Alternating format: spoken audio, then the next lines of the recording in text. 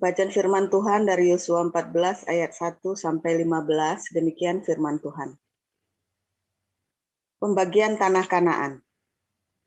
Inilah semuanya yang diterima oleh orang Israel sebagai milik pusaka di tanah Kanaan yang telah dibagikan kepada orang Israel oleh Imam Eleazar dan Yosua bin Nun dan para kepala kaum keluarga dari suku-suku mereka dengan mengundi milik pusaka itu seperti yang diperintahkan Tuhan dengan perantaraan Musa mengenai suku-suku yang 9,5 itu. Sebab kepada suku-suku yang 2,5 lagi telah diberikan Musa milik pusaka di seberang sungai Yordan. Tetapi kepada orang Lewi tidak diberikannya milik pusaka di tengah-tengah mereka. Sebab Bani Yusuf merupakan 2 suku, Manasye dan Efraim. Maka kepada orang Lewi tidak diberikan bagiannya di negeri itu, selain dari kota-kota untuk didiami dengan tanah penggembalaannya untuk ternak dan hewan mereka. Seperti yang diperintahkan Tuhan kepada Musa, demikianlah diperbuat oleh orang Israel dan dibagi-bagi merekalah negeri itu. Kaleb mendapat Hebron. Bani Yehuda datang menghadap Yosua di Gilgal.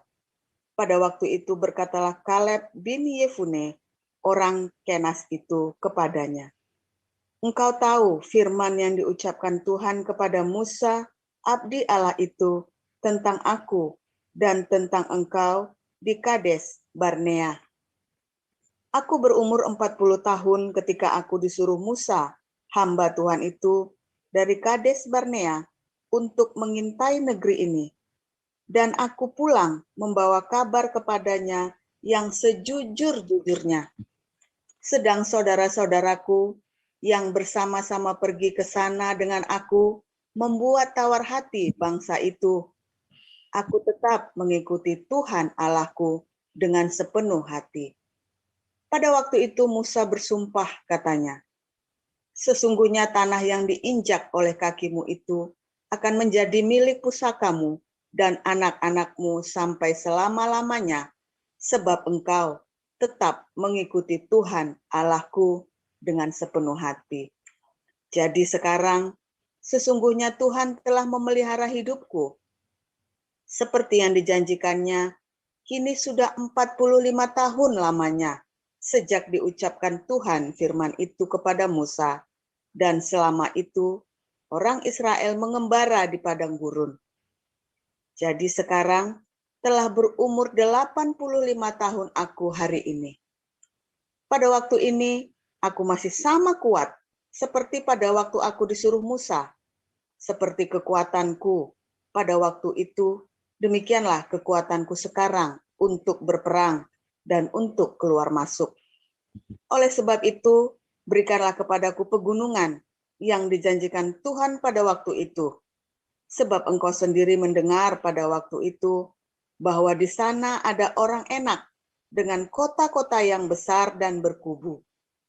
Mungkin Tuhan menyertai aku sehingga aku menghalau mereka seperti yang difirmankan Tuhan." Lalu Yosua memberkati Kaleb bin Yefune dan diberikannya Hebron kepadanya menjadi milik pusakanya.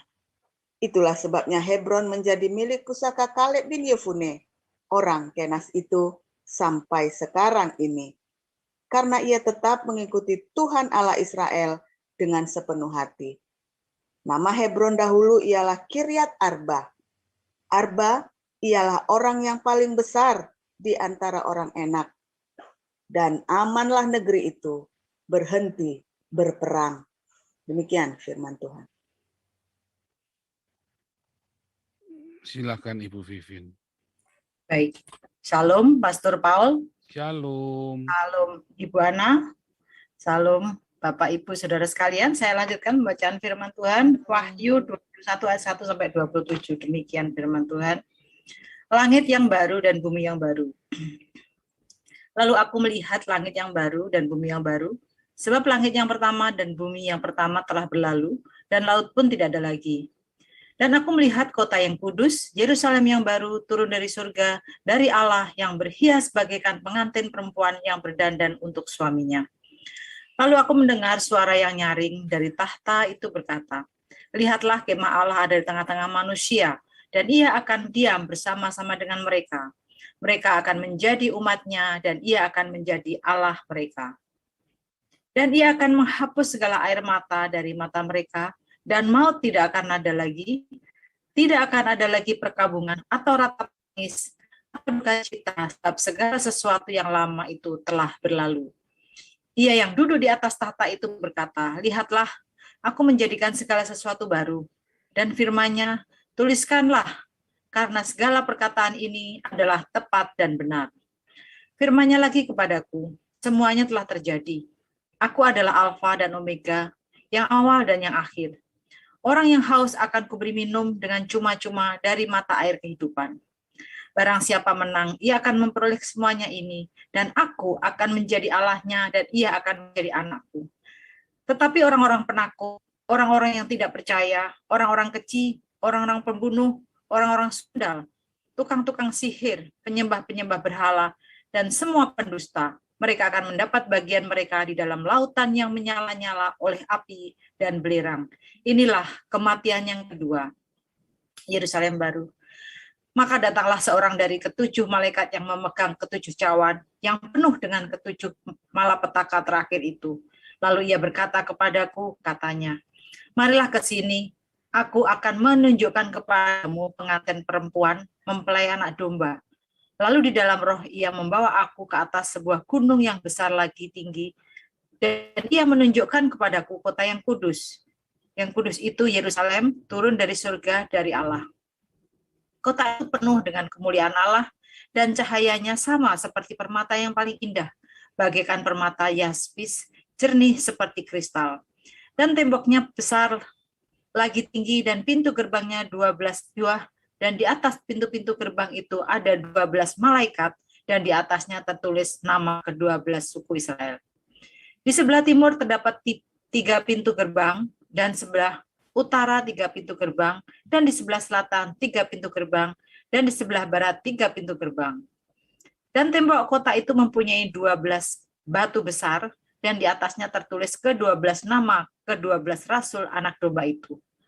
Dan ia yang berkata-kata dengan aku mempunyai suatu tongkat pengukur dari emas untuk mengukur kota itu serta pintu-pintu gerbangnya dan temboknya. Kota itu bentuknya 4 persegi, panjangnya sama dengan lebarnya. Dan ia mengukur kota itu dengan tongkat itu 12.000 stadia, panjangnya dan lebarnya dan tingginya sama. Lalu mengukur temboknya 144 hasta menurut ukuran manusia, yang adalah juga ukuran malaikat.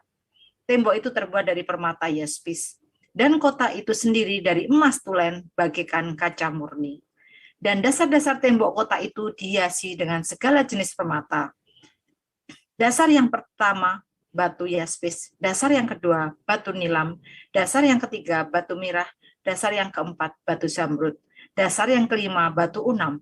Dasar yang keenam, batu sardis. Dasar yang ketujuh, batu ratna sempaka. Yang kedelapan, batu beril. Yang kesembilan, batu krisolit. Yang ke-10, batu krisopras. Yang ke-11 batu lasuardi, dan yang ke-12 batu kecubung. Dan ke-12 pintu gerbang itu adalah 12 mutiara. Setiap pintu gerbang terdiri dari 1 mutiara, dan jalan-jalan kota itu dari emas murni bagaikan kaca bening. Dan aku tidak melihat bait suci di dalamnya, sebab Allah Tuhan yang Maha Kuasa adalah bait sucinya, demikian juga anak domba itu. Dan kota itu tidak memerlukan matahari dan bulan untuk menyinarinya, sebab kemuliaan Allah meneranginya, dan anak domba itu adalah lampunya. Dan bangsa-bangsa akan berjalan di dalam cahayanya, dan raja-raja di bumi membawa kekayaan mereka kepadanya. Dan pintu-pintu gerbangnya tidak akan ditutup pada siang hari, sebab malam tidak akan ada lagi di sana, dan kekayaan dan hormat bangsa-bangsa akan dibawa kepadanya. Tetapi tidak akan masuk ke dalamnya sesuatu yang najis, atau orang yang melakukan kekejian atau dusta, tetapi hanya mereka yang namanya tertulis di dalam kitab kehidupan anak domba itu. Demikian firman Tuhan. Amin. Ya, kita akan baca ulang Wahyu 21 ayat yang ke-8. Wahyu 21 ayat yang ke-8.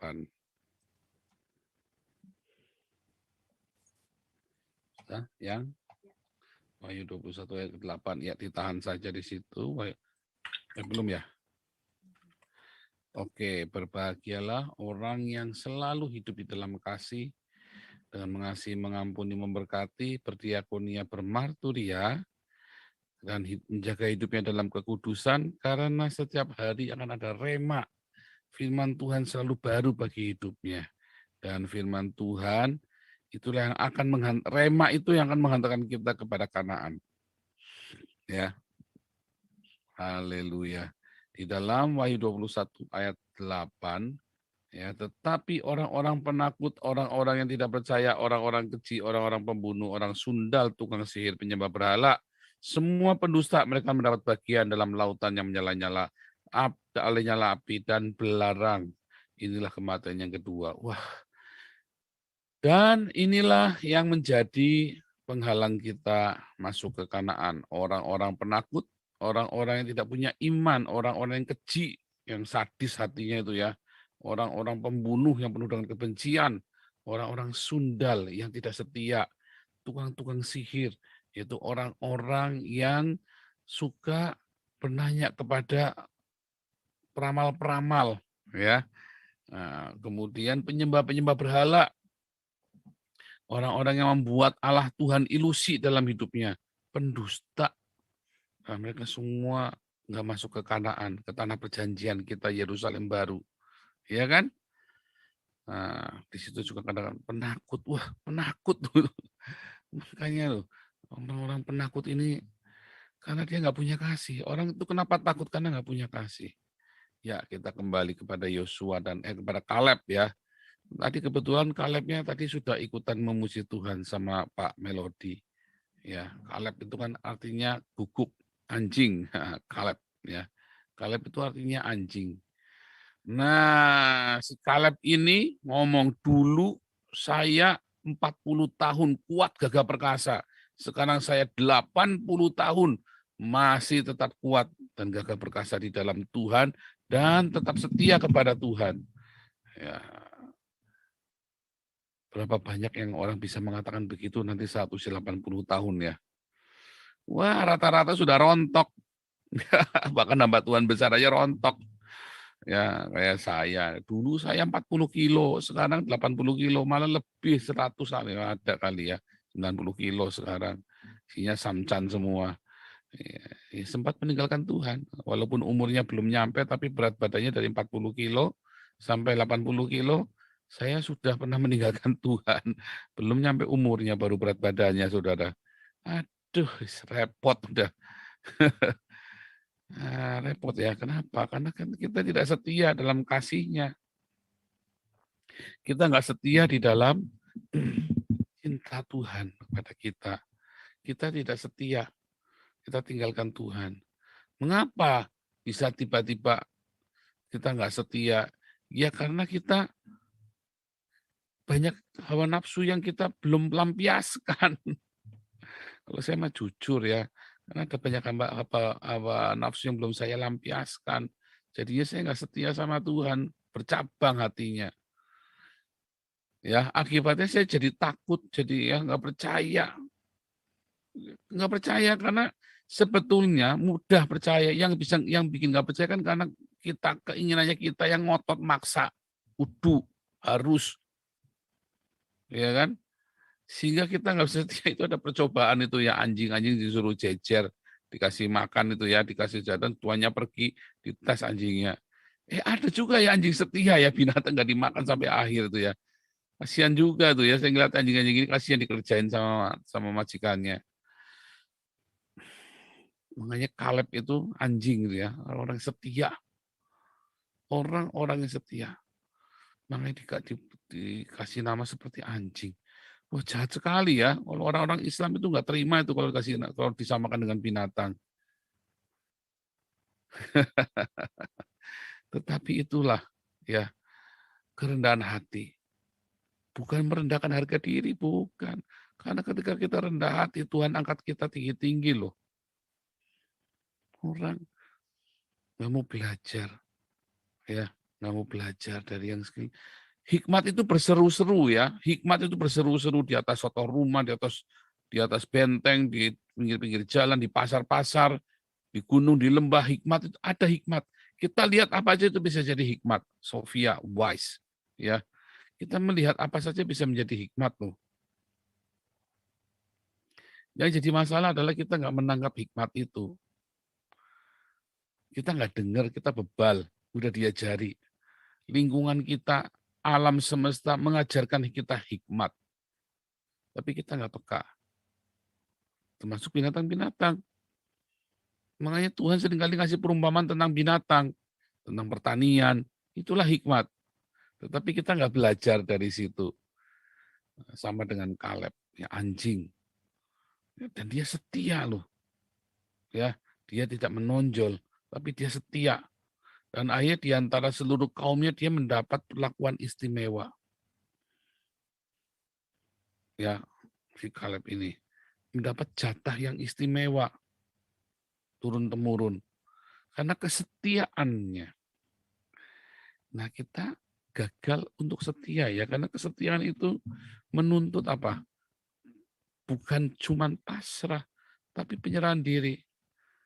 Kalau hidup kita penuh dengan penyerahan diri itu enak sekali ya. Hidup kita penuh dengan penyerahan diri itu enak sekali. Kita nggak perlu balas dendam, kita nggak perlu punya kebencian, karena semua itu Tuhan yang atur. Apapun yang terjadi dalam hidup kita, kita serahkan sama Tuhan. Ya, cita-cita kita serahkan sama Tuhan. Ambisi, semua kita serahkan sama Tuhan. Enak. Ya. Dulu saya semua kepenginan itu jadi satu. Akhirnya jadi hawa nafsu yang luar biasa yang mengendalikan hidup saya. Nggak enak. Tetapi orang-orang yang berserah itu akan mudah untuk setia. Karena serahkan mau apa lagi? Serahkan sama Tuhan. Gitu ya. Jadi cara Anda bagaimana Pak supaya kita bisa setia? Iya, serahkan sama Tuhan. Nah, dari pengalaman-pengalaman bersama dengan Tuhan, bahwa Tuhan turut bekerja dalam segala sesuatu, itu akan membuat kita makin lama makin mantap nih kita menyerah sama Tuhannya. Makin berserah sama Tuhan, makin setia. Nah, itu masalahnya, kita tidak setia. Kita tidak setia, sehingga kita jadi ruwet hidupnya. Semua itu jadi keluar, penakut. Kita jadi tiba-tiba penuh dengan rasa takut ya. Karena Pak, aduh takut nih kalau nggak terjadi gimana, kalau saya nggak keterima tes PNS, kalau saya nggak keterima jadi di Akpol gimana, kalau saya nggak keterima ini, kalau nggak, jadi takut. Oh nanti kalau saya di ini sama orang Islam bagaimana, oh nanti kalau saya nanti takut, hidupnya takut terus. Karena kita nggak usah coba kalau serahkan sama Tuhan kan nggak perlu takut. Ya, nggak perlu takut, kita akan mendapat bagian dari situ. Mendapat bagian dari wasiat, dari warisan ilahi. Ya, kita nggak perlu takut. Nah, masalahnya kita sering kali itu tadi maunya kita yang jalan, akhirnya kita nggak percaya sama Tuhan. Jadi kita jadi sadis. Apapun kita halalkan dengan segala macam cara. Begitu gagal, kita penuh dengan iri, dengki, jadi benci. Akhirnya kita itu jadi sundal, ya, melacurkan diri dengan semua dosa-dosa, dengan serakah, dan kita mulai, ya, karena wah itu saya ngalamin semua ya. Jadi apa kita tanya-tanya sama orang pinter, menyembah Tuhan kita sendiri, hasil ilusi kita sendiri. Karena kan kita nggak puas dengan Tuhan yang benar kan. Waduh Tuhannya, waduh berat Tuhan nggak mau, saya bikin Tuhan sendiri aja deh. Ya kan Tuhan yang berkat terus. Berkat, blessing. Wah pokoknya mau yang enak-enak aja. Padahal Tuhannya kita suruh pikul salib loh. Nggak mau semuanya berkat saya. Nggak mau pikul salib. Nah itu tadi kita bikin Tuhan ilusi. Dan kita jadi pendusta. munafik, pendusta. Ya kan? Kita menipu diri sendiri dan menipu orang-orang sekeliling kita. Ini sebetulnya satu paket ya, itu urutan proses Anda masuk di dalam kegagalan. Dan orang yang gagal biasanya begini orangnya. Orang yang pecundang itu biasanya begini nih orangnya. Ya, tipikal pecundang. Nah kalau Anda menjadi punya tipikal ini, datang sama Tuhan, apa yang salah? Biasanya karena Anda ngotot kepenginannya kita sendiri itu loh. Karena kita punya kepenginan sendiri, punya agenda pribadi yang tidak kita serahkan sama Tuhan. Akhirnya kita jadi seperti ini. Pertamanya enggak. Tapi lama-lama ketika gagal lagi, kita akan tambah ngotot. Berhasil, tapi ngotot dengan kekuatan kita. Dan akhirnya kita takut kehilangan apa yang sudah kita perjuangkan. Takut. Karena kita sudah berdarah-darah kan, dan kita berhasil. Dan kita takut kehilangan itu. Wah, repot kalau sudah begitu, udah jadi berhalanya kita tuh. Ya, wah udah jadi berhalanya kita. Nah, makanya Tuhan ajarkan kepada kita pada pagi hari ini. Supaya kita setia seperti Kaleb. Ya, setia seperti anjing. Kita belajar ya antara konsistensi dan resistensi. Kita konsisten. Wah, itu sulit itu konsisten itu, apalagi kalau Anda orang sanguin itu. Ya, tetapi kalau Anda melekat erat sama Tuhan, kalau Anda ngerti, mau nggak mau, tidak ada cara lain, kalau Anda ingin berhasil dalam kebahagiaan, bukan berhasil dengan berdarah-darah, ya Anda harus melekat sama Tuhan. Melekat sama Tuhan. Dan melekat sama Tuhan itu nggak bisa Anda terus buat pamer-pameran. Hari ini melekat, bisa besok tiba-tiba lepas. Gara-gara apa ya? Gara-gara tadi. Karena punya keinginan agenda pribadi. Ribet deh pokoknya. Wah, itu pokoknya kalau Anda tidak melepaskan hak, tidak melepaskan keinginan kita sendiri, sulit untuk menjadi seperti Kaleb, tetap setia dan tetap konsisten. Sulit. Saya baru naik berat badan saja sudah nggak setia. Karena ada keinginan agenda pribadi. Begitu tak lepasin, ternyata gampang ya. Untuk setia itu ternyata nggak sulit. Nggak sulit. Apa yang Tuhan perintahkan kepada kita itu bukan perkara-perkara yang sulit. Tuhan tidak kasih yang sulit-sulit, yang bikin sulit kita sendiri. Setelah saya lepaskan agenda pribadi saya, itu lebih enak. Kenapa Yosua dan Kaleb begitu pegang teguh? Teman-temannya yang lain punya agenda pribadi, politik. Mereka ingin dapat nama, mereka ingin didengar sama orang. Yosua sama Kaleb nggak punya agenda pribadi, pokoknya masuk tanah Kanaan, fokus. Orang-orang kalau punya agenda pribadi, Anda lihat anak-anak, Anda yang punya karyawan ya. Kalau saya dulu karyawan saya banyak, jadi saya sering ngamatin ya. Orang karyawan-karyawan yang punya agenda pribadi, itu kalau dijak ngomong ribet. Saudara. Karyawan-karyawan yang punya agenda pribadi, kalau dijak ngomong bulat, muter-muter kemana-mana. Tapi karyawan-karyawan yang tidak punya agenda pribadi, yang dia fokus all out buat perusahaan, dia langsung to the point, tak, meetingnya cepat. Sekalipun dia bukan orang pintar. Tapi karena nggak punya agenda pribadi, langsung to the point. Sama iman kita kalau Anda punya agenda pribadi, ya, dengan iman Anda, artinya Anda punya iman sendiri, Anda tidak serahkan sama Tuhan. Dan memang kebanyakan orang Kristen saat pendeta, saat jemaat sama saja. Pendeta nggak jaminan. Ada agenda pribadi yang harus dia jalankan. Wah, ribet. Dijamin ribet. Ya, dijamin ribet itu. Maka dari itu jangan punya agenda pribadi, serahkanlah cita-citamu, masa depanku, harapan kita, serahkan sama Tuhan. Menurut kehendakmu terjadilah, gampang. Coba dulu, karena apa yang Tuhan rancangkan itu nanti lebih indah daripada yang Anda rancangkan loh. Kalau saya ngotot dengan rancangan saya dulu, saya nggak nyampe Eropa. Ya, kalau saya dengan ngotot dengan rancangan saya nggak nyampe Eropa. Dan sekarang yang kami peroleh di sini, kalau dulu saya ngotot dengan harga diri saya nggak nyampe Eropa. Kalau saya dulu ngotot ya dengan segala, saya nggak nyampe. Kita nggak bisa punya komunitas ini. Entah jadi apa saya.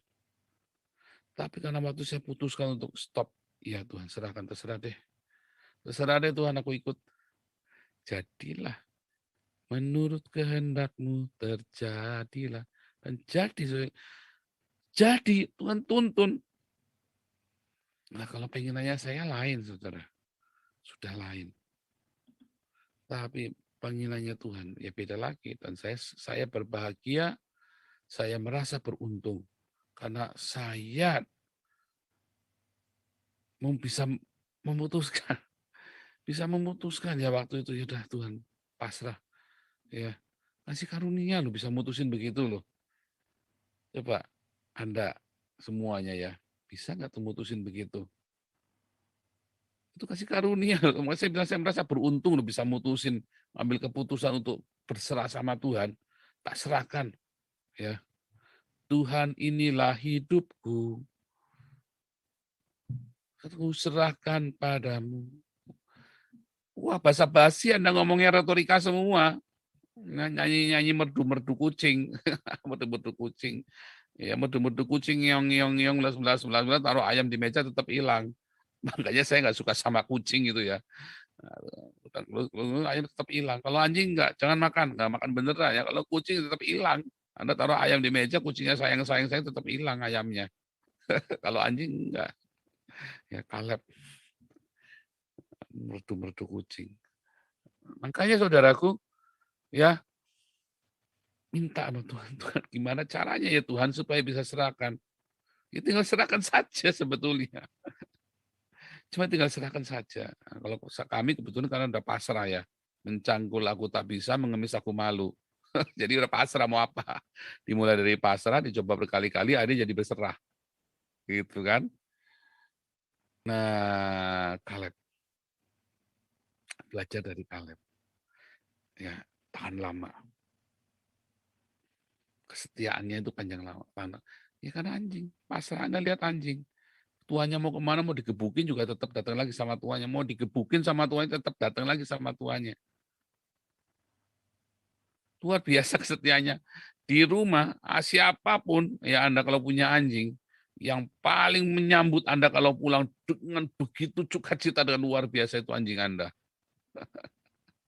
Kalau Anda punya anjing, yang menyambut Anda setiap kali pulang, apalagi kalau seminggu nggak pulang. Ya, seminggu atau dari pagi sampai malam, baru pulang malam. Yang menyambut dengan luar biasa sampai muter-muter gangsingan itu anjing Anda. Bukan istri Anda, apa suami Anda, atau anak Anda. Anjing Anda yang akan menyambut dengan luar biasa. Ya kan? Nggak punya agenda pribadi, karena anjing itu nggak punya agenda pribadi dalam hidupnya dia. Kucing, ya nggak punya agenda pribadi. Hidup pokoknya maunya menyenangkan majikannya, nggak punya agenda pribadi anjing itu. Ya pokoknya dia fokusnya menyenangkan, dia bisa jealous ketika majikannya sayang sama yang lain, sama kucingnya, apa majikannya sayang sama, tapi dia akan setia kepada Anda. Ya. Tuhan ajarkan di depan mata hikmat itu belajar. Ya.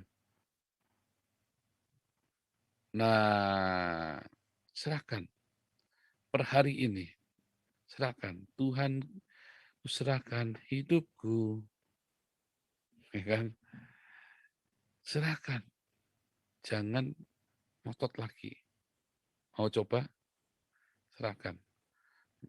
Cita-citamu, masa depanmu.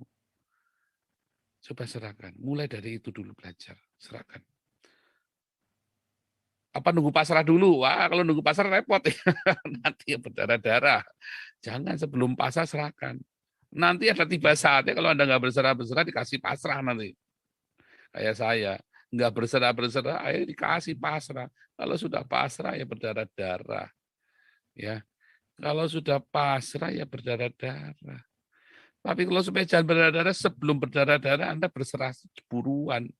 Ayo buruan berserah sama Tuhan, supaya Anda bisa tetap setia, konsisten. Anda kan nggak hari ini terus terima Yesus hari ini mati, enggak kan? Enggak hari ini Anda mengalami breakthrough mendengarkan sabda Nabi ke-26, breakthrough, terus langsung mati besok, langsung masuk surga kan enggak. Saya juga pengennya begitu dulu. Saya ketemu Tuhan Yesus, Tuhan kasih aku mati Tuhan sekarang Tuhan. Wah, saya minta mati ya Tuhan, kasih aku mati Tuhan. Nah, aku sekarang mati, aku nggak akan berbuat dosa lagi. Karena aku takut, saya tahu potensi saya berbuat dosa seperti apa. Menjijikan dan benar-benar mengerikan sekali. Saya bisa mendustai semua orang. Nah Tuhan, saya mau Tuhan selesaikan hidup saya sekarang. Saya bisa menipu banyak orang. Ya, enggak, saya mau selesaikan sekarang supaya saya masuk surga.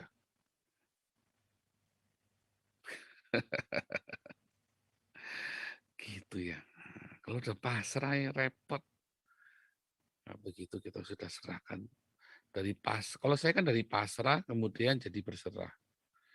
Nah, mulailah langsung berserah. Kalau sudah berserah, serahkan, minta. Supaya serahkan cita-cita masa depan, keinginan-keinginan kita. Semua dendam, kebencian, kemarahan kita. Serahkan sama Tuhan. Begitu Anda bisa menyerahkannya kepada Tuhan, Anda akan mengalami kemerdekaan.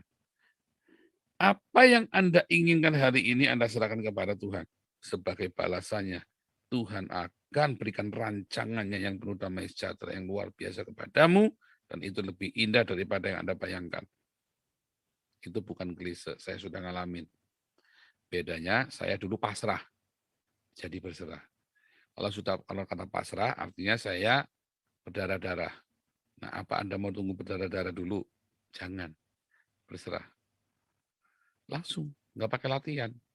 Langsung aja total, oke Tuhan saya serahkan. Oke Tuhan, kalau memang ini bukan jalan Tuhan, saya serahkan pada Tuhan. Ini jalannya terlalu ribet-ribet, terlalu banyak permainan uang, terlalu banyak yang busuk-busuk. Saya nggak mau, saya serahkan sama Tuhan. Kalau memang jadi-jadi, kalau enggak, bukan kehendak Tuhan.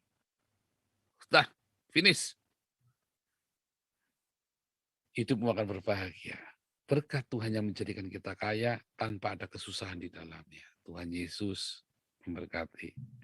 Haleluya.